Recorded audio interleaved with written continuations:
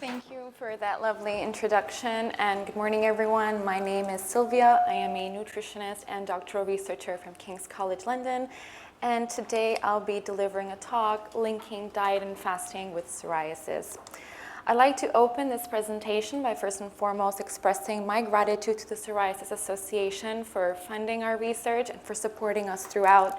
And I'd also like to extend my thank you to the Almond Board of California and ADM Limited for supplying the almonds and culinary oils used in our clinical trial. So, as mentioned, understanding the role of diet has been identified as the #1 research priority by the James Lind Alliance Priority Settings Partnership. And we're quite clear where we stand in terms of weight loss diets. There have been countless studies that have been reviewed, and they've actually been endorsed as a recommendation by the National Psoriasis Foundation in the United States for people living with psoriasis and who are either with overweight or obesity.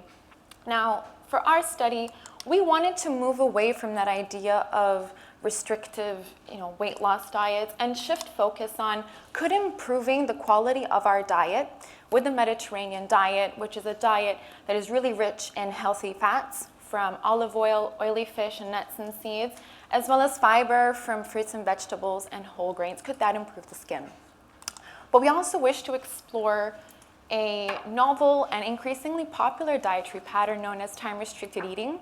And in essence, what happens is that you align your meals with day and night, but you align them in such a way where you're eating for a limited period of time during the day, and for the rest of the day, you're fasting, which is then broken the subsequent day. So an example is you start eating at 9 a.m., you stop eating at 6 p.m., and until 9 a.m. the following day, you're not eating anything. So with this in mind, we launched the Mediterranean and time-restricted eating diets for psoriasis study, and in short, it's the METRED-P, where we recruited individuals living with psoriasis, and they were either to follow a Mediterranean diet, a time-restricted eating diet, or a Mediterranean with time-restricted eating diet.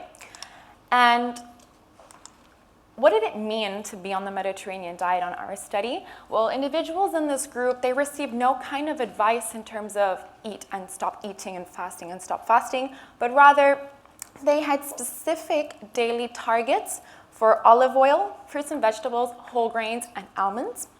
And they also had weekly targets for oily fish and beans and pulses. Those on the time-restricted eating group, on the other hand, their priority was to ensure that they were eating for no more than 10 hours, which meant that they were fasting for the 14. And they had specific recommendations for rapeseed oil, fruits and vegetables, and refined grains. And the final group, which was an amalgamation of the Mediterranean diet and time-restricted eating, their advice was follow the Mediterranean diet, but you're also eating and fasting at specific intervals. This is a high-level overview of our study. It comprised a 3-stage screening process to ensure that individuals met the criteria for inclusion, some of which is on the right-hand side of the slide. The start of the study was marked by a baseline visit where participants came to King's College London. They had their psoriasis assessed. They provided a fasted blood sample.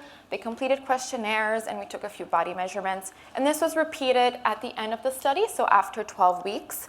And in between, we had that 12-week period where individuals were following the dietary advice, but also attending fortnightly consultations with a nutritionist who would make sure that everything was going as smooth as possible in terms of adherence and also troubleshoot any issues on the subject of compliance. Now, when it comes to adherence in dietary practice, we typically ask participants to complete what we call a 4-day diet diary or a diet diary, depending on how many days. But essentially, the participants completed these diet diaries at various time points, and this comprised inputting the timing of their meals, which was relevant to us, the constituents, as well as the quantities of all the ingredients that compose their meals. And participants, beyond the nutrition consultations, they were supported with 3 sets of meal plans and recipes, and this was to facilitate the integration of these diets. And they were also provided with a serving size manual so that everyone was on the same page in terms of what we meant by a specific serving.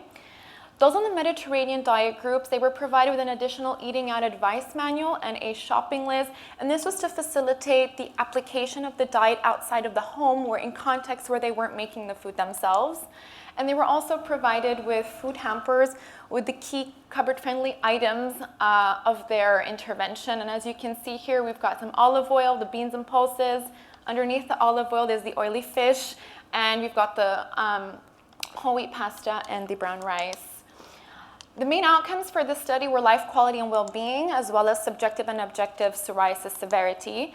But I'd like to point out that as this was the first study of this kind, our real objective was to understand how feasible is it ultimately to be introducing these diets to people living with psoriasis. And that meant, can we recruit individuals to a study of this kind?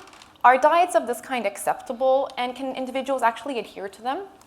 And we also wished to see on a second front, are there changes in psoriasis severity, well-being, composition, and bloods as a result of adhering to the diets. So a total of 22 participants took part in our trial, a majority of which were middle-aged white British females. Psoriasis severity was moderate on average with a PASI score of 10. Body mass index was leaning towards the overweight and obese side of the classification, and 45% were not on any kind of treatment at all. And as for our first objective, recruitment for the study revealed to be incredibly challenging right from the get-go. And a lot of this related to the fact that this was a university-based study and as opposed to a clinical trial run in clinical settings. As for acceptability, so at the end of the study, we asked our participants to complete an exit questionnaire, and we asked them how easy was it to follow your diet. The Mediterranean diet group said yes, very much so. Time-restricted eating, yes, but not as much. And this is a similar trend that we see when we asked, could you adhere to your diet for more than 12 weeks? Yes, for the Mediterranean diets, not so much for time-restricted eating. And there's two reasons we suspect this is why. First and foremost, the Mediterranean diet group did have the food. So obviously when you're given the food, it's much easier to follow a diet. Those on the time-restricted eating group, they were expensed the equivalent by bank transfer, but again, it's not the same thing.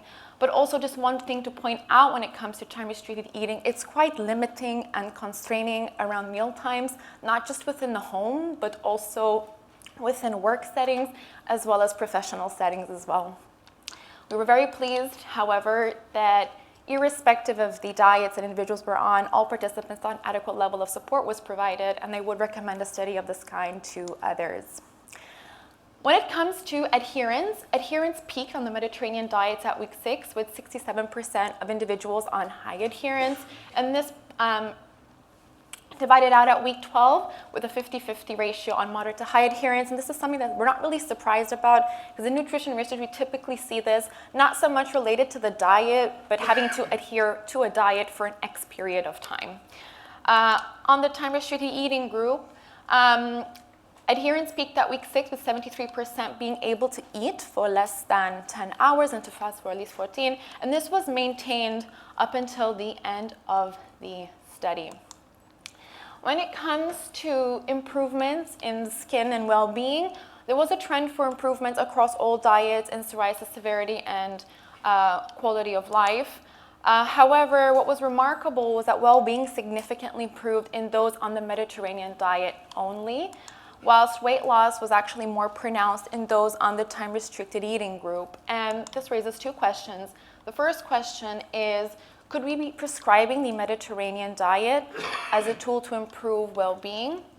And as opposed to weight loss diets, which are quite restrictive and not very tolerable, could simple advice such as start eating at 9 a.m., stop eating at 6 p.m. or 5 p.m. and do this for a long term, could this be more sustainable for weight loss for those who need to be losing weight? And of course, these hypotheses do require confirmation in larger trials that are more rigorously designed before we derive that evidence-based advice in favor of any of these two diets for psoriasis.